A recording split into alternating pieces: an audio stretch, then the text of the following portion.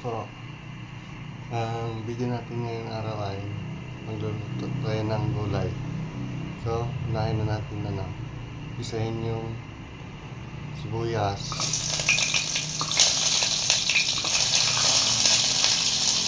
kamatis, sa luya. Gagawin na natin.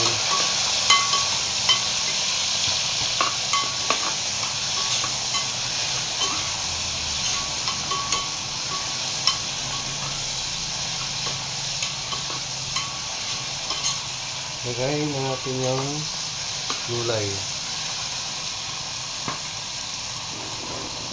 Ito. Papaya.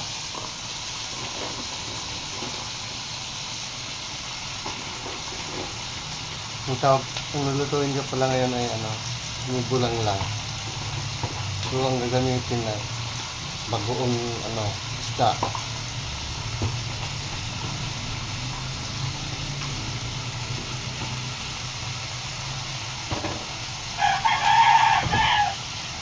Ito yung bagoong isda.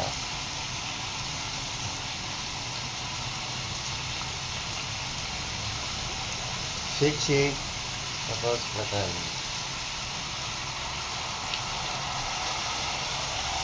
So,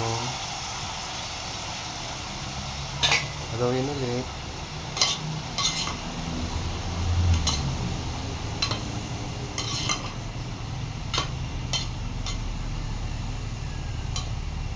Takpan muna hanggang 30 o 20 minutes para maluto na siya.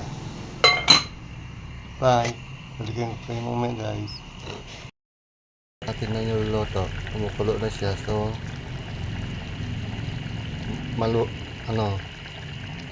lutuan na to. Kaya pwede nang patayin ulit. At takpan na. Mamaya-maya kakainin na po natin. Salamat sa nanonood.